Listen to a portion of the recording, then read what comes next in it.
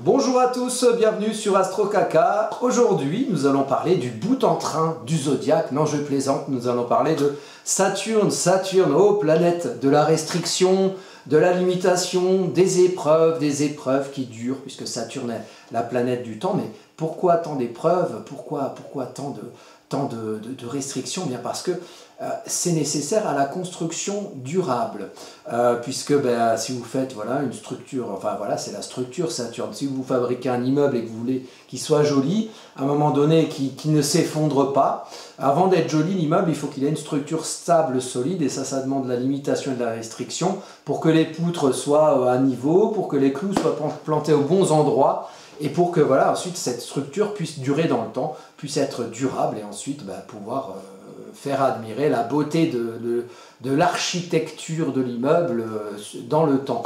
Saturne, c'est la planète du temps, et le temps de la méthode, parfois le temps du doute, parfois le temps de la sensation de légitimité à pouvoir construire et à gouverner sa propre barque, puisque Saturne, c'est un signe de gouvernement quelque part, c'est un signe quelque part institutionnel, c'est le signe qui fait respecter la règle, qui fait respecter la loi, qui fait respecter la loi du temps, qui fait respecter la loi de la réalité concrète, qui doit nécessairement être en toile de fond à toute construction durable et à toute construction réelle et à toute construction concrète. C'est une planète de terre, Saturne. Donc, Saturne, pourquoi j'en parle là? Parce que Saturne va rétrograder bientôt, le 17 juin, donc là je vous parle, on est le 5 juin, donc le 17 juin, Saturne va rétrograder, ça aura des significations dans le transit, ça aura des significations évidemment, vous pouvez juxtaposer ça sur votre thème natal, puisque Saturne est en poisson, donc vous avez le poisson dans une maison, le signe des poissons dans une maison dans votre thème natal, est-il dans la maison 1, maison de l'identité, est-il dans la maison 6, maison de la vie quotidienne, et en transit, les cartes de transit vont à chaque fois générer des maisons, parce que Saturne, par exemple, rétrograde à une heure précise. Alors on va générer, moi c'est ce que je vais faire et ce que je vais vous montrer, ça va générer une carte astrologique de transit de la naissance de l'énergie rétrograde de Saturne. Donc ça va être le 17 juin 2023, Saturne rétrograde dans le signe des poissons. Saturne était rentré en poisson le 7 mars 2023, donc ça fait peu de temps que Saturne est en poisson, on en a déjà vu les effets, puisque Saturne en poisson c'est intéressant en soi, c'est la restriction, la limitation, la demande de méthode, de structure, la réalité concrète ou de mise à l'aune de la réalité concrète, de l'énergie poisson, donc des espoirs, des idéaux, des croyances, de ce à quoi on aspire profondément quelque part, le sens qu'on donne aux choses. C'est l'expression, le poisson, c'est le signe mutable d'eau, c'est la finalisation, l'expression de ce que génèrent nos émotions, donc de ce qui fait sens pour nous. Et ici, avec Saturne, alors évidemment, ça peut générer des désillusions, puisque les poissons, c'est aussi l'univers des rêves et de l'imaginaire. Alors, oh là là, on fait des plans sur la comète, et en plus, on a eu la conjonction Neptune-Jupiter, les 2 mètres du poisson en poisson, le 12 avril 2022, au moment des élections présidentielles. Oh, je les vois d'ici, les joyeux citoyens qui ont dû faire plein de plans. Oh là là, si on élit, machin, on aura peut-être des dragées à Pâques ou autre chose. Et non, du coup, là, c'est le temps de la désillusion, c'est le temps de Saturne en poisson, c'est le temps des manifestations contre la réforme des retraites. En plus, les retraites, c'est la vieillesse, c'est le temps long. Donc, le temps long, c'est Saturne. Et donc, la retraite, c'est un sujet saturnien qui est arrivé sur le devant de la scène, notamment au moment du passage de Saturne dans un nouveau signe. Saturne, c'est 2 ans et demi dans chaque signe. Ça faisait globalement 5 ans que Saturne était, donc avant mars 2023, ça faisait 5 ans que Saturne était dans des signes saturniens, donc très forts, donc très limitants, donc très restrictifs, donc faisant montre de moultes épreuves quelque part, épreuves restrictives et contraignantes, en globalité. Donc évidemment, pendant le temps du passage de Saturne dans les 2 signes saturniens du Capricorne et du Verseau, on a eu le Covid, on a eu les censures, on a eu la crise énergétique, je ne vais pas vous refaire tout l'historique, voilà. Donc déjà, Saturne en Poisson, on a un Saturne un petit peu moins fort, alors on sera peut-être un peu moins restreint, un peu moins limité, Toutefois, cette épreuve de restriction et de limitation, elle arrive, et de demande de méthode et de rigueur, elle arrive, vous voyez, les signes saturniens, c'est le Verseau et le Capricorne, c'est les signes de l'hiver, hein, la rigueur de l'hiver symboliquement. Et donc, là, le Saturne arrive dans un signe où il est un petit peu moins fort, mais cette rigueur, elle va teinter l'énergie Poisson des espoirs, des aspirations, et du coup, ça va créer aussi des désillusions. Hein, des désillusions nées d'espoir peut-être du moment de, qui sait, la campagne présidentielle dernière en France pour les gens qui sont concernés par ce qui se passe en France. Voilà, après je m'y connais moins en politique, je ne sais pas, de Suisse, de Belgique, d'Afrique ou de je ne sais où. Donc là je parle pour la France parce que voilà, je suis auto-centré mais je sais qu'on me regarde d'ailleurs, donc voilà, passez cette petite parenthèse pour cela. Et merci de votre fidélité d'ailleurs.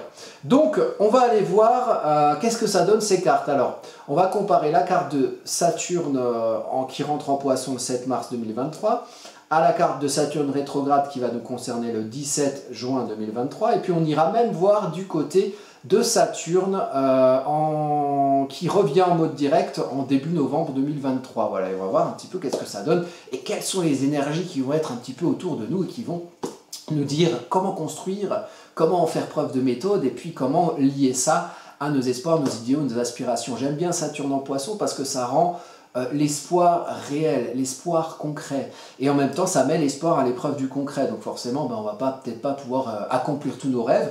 Néanmoins, on sera amené à construire quelque chose qui fasse sens pour nous, hein, qui fasse sens peut-être par rapport à certains espoirs et certains idéaux qu'on peut avoir individuellement ou collectivement.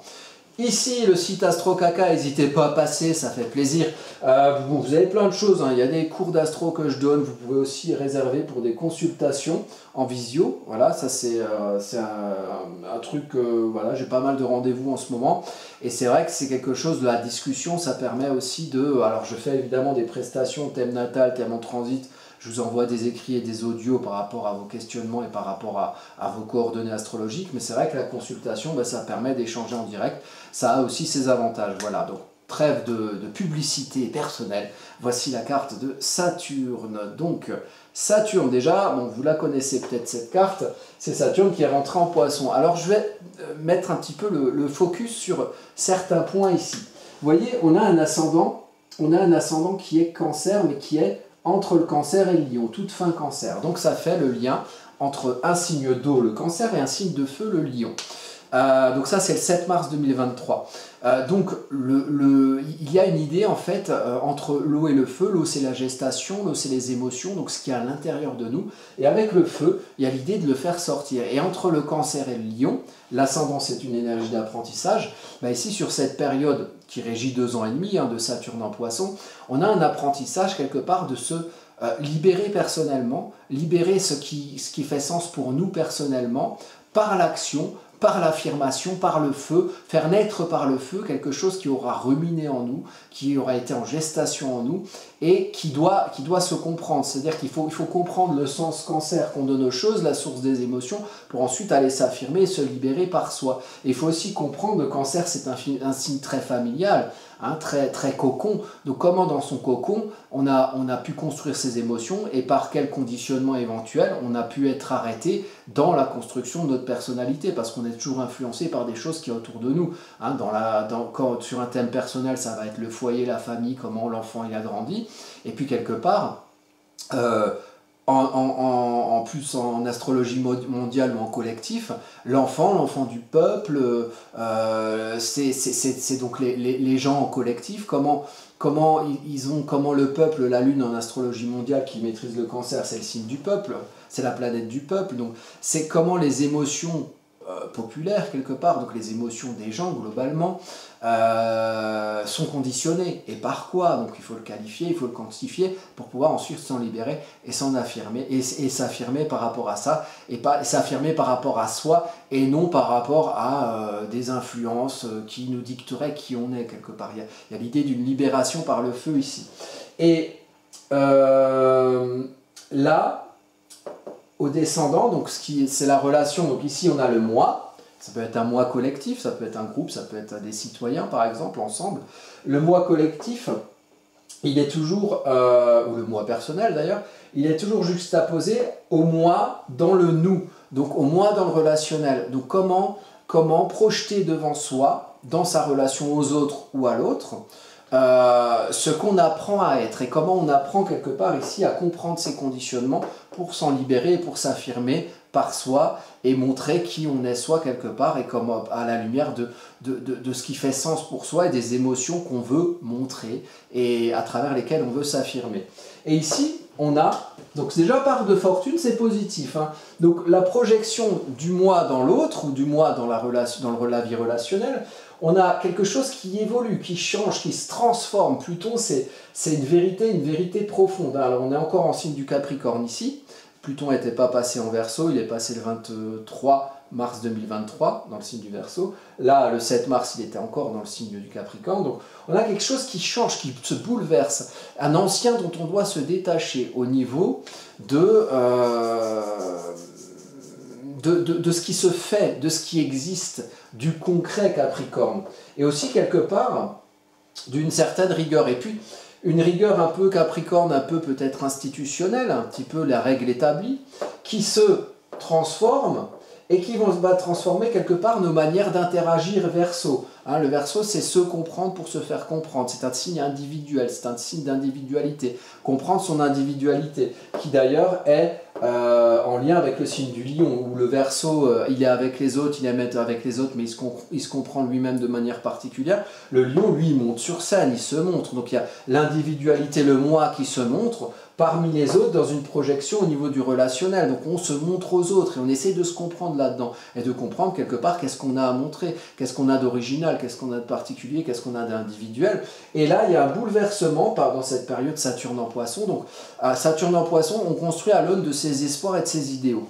Et ici, comment on fait pour se construire à l'aune de ses espoirs et de ses idéaux? On apprend à comprendre d'où on vient, à comprendre la source de ses émotions, pour les affirmer, pour les montrer, pour les mettre à la lumière du soleil. Et comment on projette ça? Parce qu'on ne vit pas tout seul dans le monde, en face de nous, dans notre vie relationnelle, ou de couple, ou avec les gens avec qui on peut interagir, on projette ça comme le vecteur d'un changement, d'un bouleversement profond.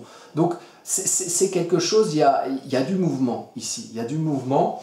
Et Saturne ici, vous voyez, il rentre dans le signe du Poisson en maison 8. Et la maison 8, c'est une maison analogique au signe du Scorpion, donc plutonienne. Donc il y a une construction à la lumière de ce qui fait sens pour nous, à la lumière de ce qu'on comprend en nous pour aller l'affirmer, et pour aller transformer peut-être des règles établies et peut-être bouleverser quelque part une manière d'interagir entre nous, entre personnes. C'est quelque chose qui génère un bouleversement fondamental. Donc, moi je peux prendre les paris que d'ici 2026, beaucoup de choses auront changé. Et qu'il y aura quelque part des espoirs qui auront été construits concrètement, d'une part, et aussi d'autres illusions qui auront été mises à mal et très restreintes et très limitées par le passage de Saturne. Alors selon vos avis et vos opinions, il y a des choses qui vont vous arranger et d'autres non. Donc ça, c'est les points dont je voulais parler, parce que si on arrive sur la carte du 17 juin, on va essayer de faire correspondre les petits traits, les petits ronds. Alors si on arrive, vous voyez, sur la carte du 17 juin, on a, alors on va juste effacer ça, mais les points, vous voyez, les points dont je veux parler sont au même endroit. Ici au descendant, on a encore une planète sur le descendant, c'est Vesta. L'ascendant, vous voyez, c'est encore entre un signe d'eau et un signe de feu. Alors, ce n'est pas les mêmes. Là, on a affaire à un ascendant Scorpion, toute fin Scorpion, et qui amène une maison 1 en Sagittaire. Donc, on est encore avec l'eau et le feu. Mais on a l'évolution d'après. Hein. On a d'abord le Cancer, hein, le côté foyer, je suis dans ma famille, je suis dans mon cocon, j'ai des influences, et je m'en libère en devenant personnellement moi-même, en lion, en m'affirmant. Ici, en Scorpion, c'est le signe d'eau fixe qui vient après le signe du Cancer, qui est le signe d'eau cardinal. Donc le Cancer, c'est la source des émotions. L'eau sort de la rivière, l'eau sort de la nappe phréatique, l'eau sort de la source, et elle va aller dans les rivières. Et à un moment donné, l'eau elle est bloquée. L'eau elle est bloquée dans un marais, l'eau elle est bloquée dans un puits, et l'eau elle stagne, et l'eau elle se trouble, et l'eau devient quelque part un petit peu sombre en Scorpion. Alors il faut creuser, il faut enquêter, il faut comprendre pourquoi on s'arrête, pourquoi on est arrêté, qu'est-ce qui fait quelle vérité dans cette eau trouble on doit trouver en nous pour comprendre ce qui nous limite quelque part, parce qu'on est toujours dans des cartes qui concernent Saturne. Là ici Saturne est dans la maison 4 en Poisson. Et d'ailleurs Saturne va jusqu'à 7 degrés avant de rétrograder. Donc vous dans votre thème natal, si vous avez des placements Poisson à 7 degrés, ça peut être important, notamment sur cette carte du 17 juin 2023. Donc Saturne, la carte régie par Saturne ici, un ascendant Scorpion qui demande à aller creuser, à aller enquêter, hein, c'est un enquêteur le Scorpion, pour quelque part viser au-delà, par le Sagittaire, avec la flèche Sagittaire, viser au-delà de certaines peurs, de certains carcans, de certains conditionnements, mais il y a une portée plus collective. Là où, quelque part, le Cancer et le Lion, c'est des signes plus individuels, c'est-à-dire que c'est son cocon, son foyer, et puis c'est sa libération personnelle. Avec le Scorpion et le Sagittaire, il y a une portée plus collective, puisque le Sagittaire, il va viser au-delà, mais il va viser plus loin. Il va viser plus loin et il va puiser dans le feu du lion, le feu fixe du lion. Hein, il va planter sa flèche, il va brûler sa flèche et sa flèche enflammée, il va la faire viser au-delà de peut-être de certaines vérités enfermantes, peut-être de certains dogmes. Hein, peut-être de certains dogmes de gens qui vous font la morale et qui vous disent comment faut penser, comment les idéaux collectifs doivent être régis. À un moment donné, avec le Sagittaire, on vise au-delà pour prendre son pouvoir. Il y a toujours quelque chose de l'eau et du feu, donc la gestation, l'enquête par le Scorpion qui cherche la vérité. Ensuite, cette vérité, elle se diffuse loin, elle se diffuse au-delà de certains conditionnements.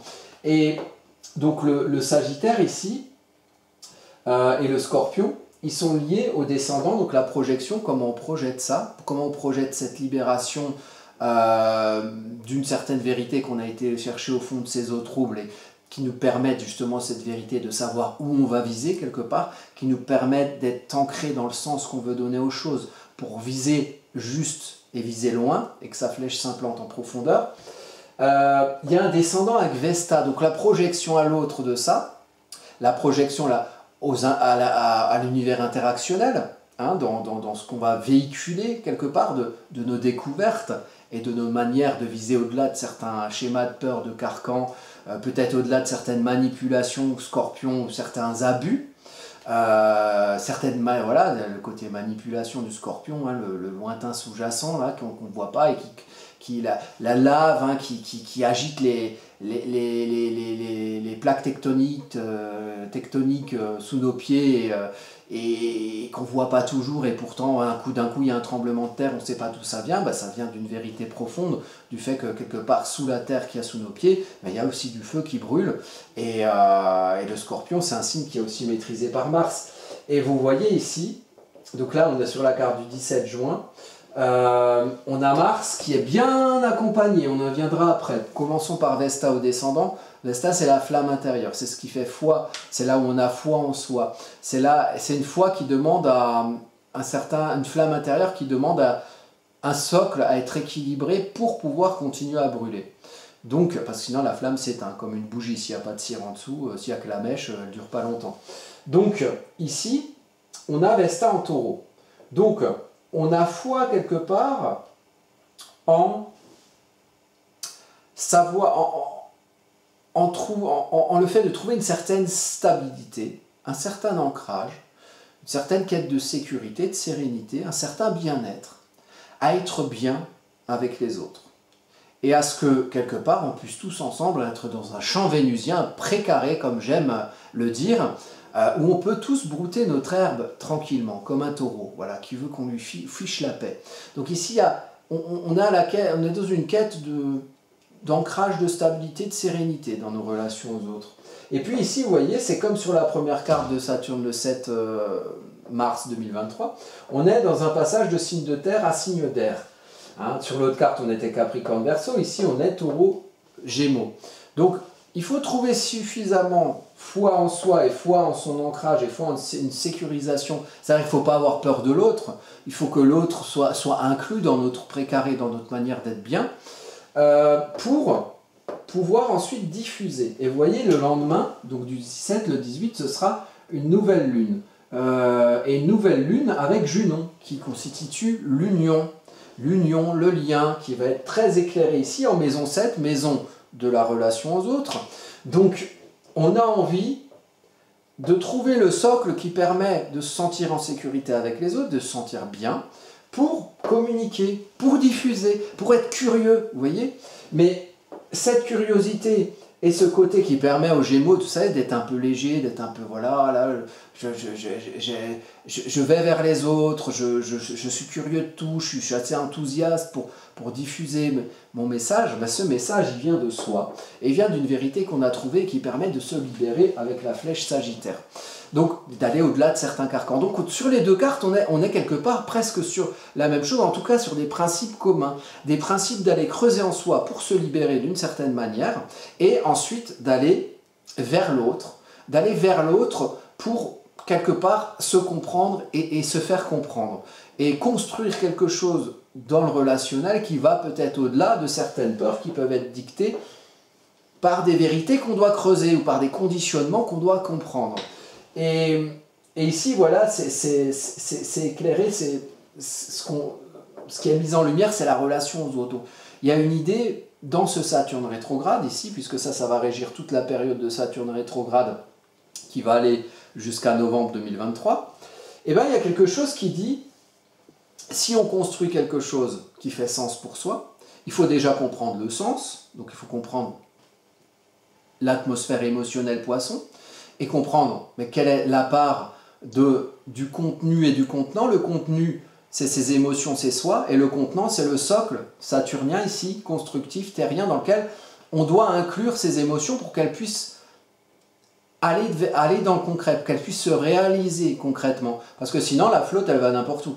Ou alors l'océan, on se perd dedans. Donc il faut construire quelque chose qui permette à ces émotions d'être réelles, d'être concrètes. À ces émotions, à ces idéaux, à ces espoirs d'être concrets, de se réaliser quelque part. Rendre l'idéal réalisable. Et pour le faire, il y a des trucs à creuser. Hein, pourquoi est-ce que, voilà, par exemple, les leçons de toutes les restrictions de Saturne qui transitent depuis 2018 dans les deux signes saturniens, de toutes les restrictions qu'on a vécues, hein, tirer des leçons de ça, qu'est-ce qui se met en correspondance à ce qu'on voudrait, à ce à quoi on aspire, et puis qu'est-ce qui, quelque part, a généré des choses dont on voudrait se séparer. Donc alors il faut réfléchir, chacun dans son individualité, comprendre ce qui se joue, comprendre le sens qu'on donne aux choses pour s'en libérer.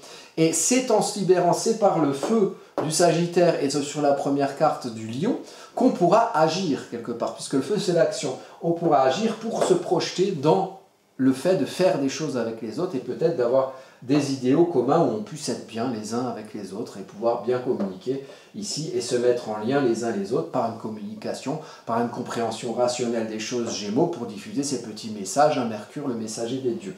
En plus, Mercure ici est en domicile en Gémeaux, donc il y a une belle capacité à comprendre et à communiquer dans ce qu'on projette du moi au nous, donc de soi dans les interactions avec les autres. Bon, ici, vous voyez, en plus, il y a, donc ça c'est au soleil, il y a un iode qui se fait, donc un iode, le doigt de Dieu, donc une espèce de paratonnerre, toute l'énergie de l'ascendant et de Pluton, ascendant Scorpion et Pluton son maître, hein, vérité qu'il faut creuser profondément, un Pluton qui est revenu en Capricorne aussi, comme sur la première carte, donc puisque entre-temps il est passé en Verseau un petit peu, il est revenu, donc quelque chose qui se bouleverse au niveau de la règle établie. Quelque chose qui se cherche profondément en soi, un sens qu'on donne aux choses, une vérité de soi, qui doit se comprendre pour se diffuser quelque part et pour permettre d'agir, qui correspond, qui stimule aussi, ou qui est stimulé par un changement, un bouleversement, notamment plutôt en Capricorne, institutionnel, à travers toutes les restrictions qu'on a vécues pendant la période de Saturne dans les signes saturniens. Et là, tac, tout va sur le soleil, tout va sur la vitalité, tout va sur le conscient. Hein, tout va sur le moteur. Donc le moteur de ce qui se verra et de ce qui va se communiquer, de ce qui va peut-être se comprendre pendant la période de Saturne rétrograde, c'est une vérité qu'on cherche au fond et qui correspond aussi à des bouleversements peut-être institutionnels, des bouleversements dans la matière, des bouleversements dans la manière de faire les choses collectivement ou individuellement, si vous juxtaposez ça à votre thème individuel.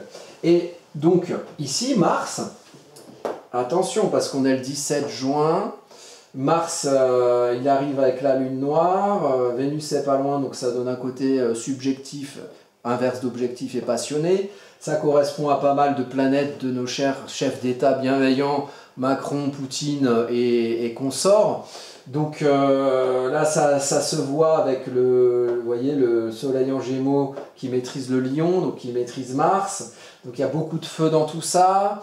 Il y a la Lune noire qui vient un peu brouiller Mars et qui peut peut-être rendre l'action en agression ou qui peut faire passer l'action rapidement à la confrontation. Donc, nos amis très, très bellicistes et très guerriers qui ont eux-mêmes Mars pour Macron et Pluton pour Poutine, hein, aussi des vérités Scorpion puisqu'il y a un ascendant Scorpion.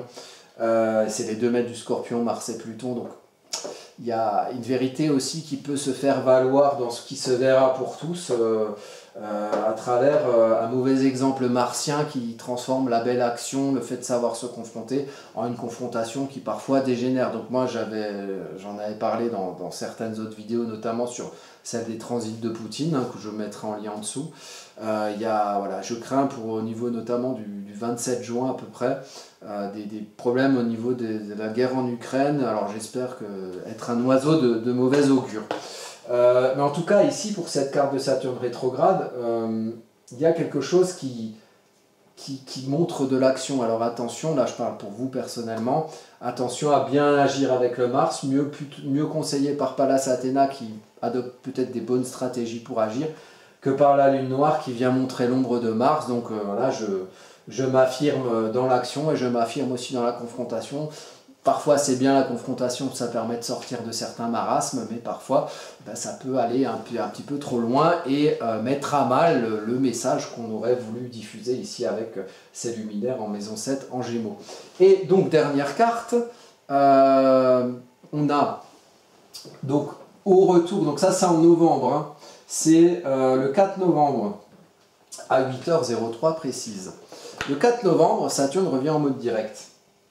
Donc on aura, alors Saturne rétrograde, on aura tout l'été globalement, jusqu'à l'automne, jusqu'à novembre, pour ruminer, pour faire un travail d'introspection sur qu'est-ce qu'on veut construire. Qu'est-ce qu'on met en relation entre nos espoirs et la réalité concrète. On aura des expériences de vie pendant toute cette période de l'été, avec notamment un Vénus rétrograde aussi, j'en parle sur une vidéo que je mettrai en lien en dessous aussi. On a tout un été et des situations qui vont nous permettre d'apprendre à comprendre ce qu'on veut et à comprendre ce à quoi on aspire. En comprenant cette réalité concrète qui met à mal certaines illusions pour générer des désillusions et qui génère quelque part le fait de faire rentrer nos émotions, l'expression de nos émotions profondes, ce qui fait sens pour nous, dans le prisme du réel et de la réalité. Donc pas de, voilà, on te raconte une histoire, l'histoire elle est vraie, l'histoire tu la vis, l'histoire tu l'auras vécue pendant cette période, et voir qu'est-ce qu'on veut construire derrière. Qu'est-ce qu'on veut construire et qu'est-ce que, à la lumière de toute cette réflexion, rétrograde, réflexion, introspection, et ici de la construction, de la restriction saturnienne. Donc ce sera aussi peut-être l'occasion de faire le bilan de toute cette période saturnienne de 2018 à 2023 et de partir sur de peut-être meilleures bases pour mettre l'action en concordance avec ce qui fait sens et pas juste être restreint et limité pour être restreint et limité par rapport aux espoirs d'autres personnes qui ne sont pas nous, mais trouver nos propres espoirs là-dedans et notre propre sens qu'on donne aux choses. Alors ici, vous avez encore du Scorpion. Alors là, le Scorpion, il est vraiment mis en lumière. Vous avez le Soleil, l'ascendant, Mars et Mercure. Donc, le Soleil éclaire la maison 12, donc les vérités intérieures. L'ascendant Scorpion, donc c'est apprendre à creuser pour chercher sa vérité, et c'est aussi faire l'expérience de l'ombre du Scorpion, donc parfois des manipulations, parfois des abus, parfois de petits, vous voyez, le petit marionnettiste qui tire les ficelles des petites marionnettes que nous sommes. À un moment donné, faut trouver la vérité du fait que quelque part, tant qu'on se laisse tirer par des ficelles qui ne sont pas tirées par nous, nous ne restons que des marionnettes quelque part. Et l'idée c'est, voilà, un Mars en maison 1, très actif, on y va, en plus un Mars en domicile en Scorpion, il y a de l'action, on a envie d'agir au nom de cette vérité, et de la diffuser avec Mercure, aussi de la comprendre. Donc il y a quelque chose, ça amène de la rationalité, hein, Mercure dans un signe d'eau. Donc on fait peut-être pas n'importe quoi, on a peut-être bien compris des vérités qui sous-tendent les situations desquelles on veut peut-être se dépêtrer, avec Mars qui creuse et qui agit et qui pique avec le Scorpion. Et ici, au descendant, on a Jupiter rétrograde en Taureau. Donc comment prendre sa place? Jupiter rétrograde, c'est comprendre comment prendre sa place. Comprendre comment prendre son pouvoir. Pourquoi pour le Taureau? Bon, pour être bien. Pour être bien, comme ce Vesta en Taureau qu'il y avait dans la carte précédente. Donc comprendre comment prendre sa place, comment prendre son pouvoir pour être bien, et peut-être pour faire brûler sa flamme intérieure, avoir foi en soi et avoir foi en sa capacité d'être en bien-être, notamment dans sa vie relationnelle, dans la projection de son moi dans le nous. Donc on n'est pas tout seul, on a envie d'être bien avec les autres. Donc ici, vous voyez, il y a presque une... Alors il y a de l'énergie partout, c'est presque une étoile de Salomon. Vous voyez, les sextiles, sextiles, sextiles, sextiles, sextiles. Il manque qu'un sextile pour que ce soit une étoile de Salomon. Donc une étoile de Salomon, c'est beaucoup d'énergie, c'est une figure, hein, c'est très rare. C'est beaucoup d'énergie qui va dans tous les sens et il faut réussir à la maîtriser, à la contrôler. Donc ici, avec un Mars à l'ascendant en plus, attention au niveau du mois de novembre, hein, d'être dans une énergie de construction positive et pas trop vous éparpiller. Après, en même temps, on reste dans le Scorpion, donc il y a l'idée d'aller creuser. Mais encore faut-il creuser avec les bons outils et au bon endroit. Vous voyez, donc voilà, il faudra faire attention, être bien concentré pour ensuite pouvoir déployer quelque part votre pouvoir et comprendre la place que vous devez prendre pour une évolution uranienne, aussi toujours dans le relationnel, donc le fait de pouvoir être bien Taureau avec les autres, irrigué par une vérité personnelle qu'on aura trouvée, une vérité personnelle ou un thème collectif, une vérité de groupe, une vérité de peuple peut-être, qui devra peut-être agir pour faire voir cette vérité dans le champ d'action du Taureau, à la lumière solaire, pour que le Taureau puisse travailler sa terre dans les relations entre les gens, irrigué de certaines vérités qui auront dû être creusées, notamment pendant cette période Saturne rétrograde, donc du 17 juin 2023 au 4 novembre 2023. Donc on a les 2 mètres du Scorpion, ils sont ici, donc on a Mars en domicile, on a Pluton qui est encore en Capricorne, donc qui continue ce dernier travail de sape dans la règle établie, Pluton, hein. Là il va passer en janvier 2024 à nouveau en Verseau. Donc là il finit un peu de détruire nos anciennes considérations qu'on a cru ancrées dans le temps infini, et pourtant depuis 2008, tout ce qui est règle établie, il y a pas mal de choses qui ont été bouleversées, malmenées, hein, crise des subprimes, Covid et j'en passe. Voilà, ce sont des interprétations sur une généralité par rapport à 3 cartes qui concernent Saturne et les transits de Saturne, là ici jusqu'au 4 novembre 2023. On pourrait développer, peut-être je le ferai dans d'autres vidéos, chaque carte individuellement.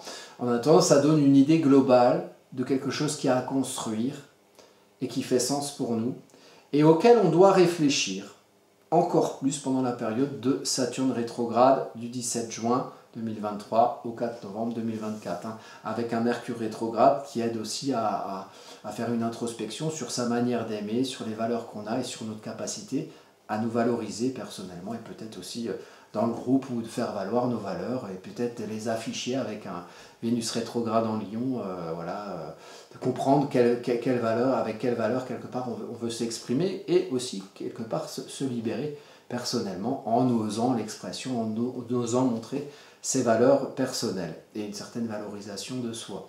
Voilà, eh bien, écoutez, je vais en rester là pour cette vidéo, j'en ferai d'autres sur le sujet bien évidemment, et puis je vous dis à bientôt pour de prochaines aventures.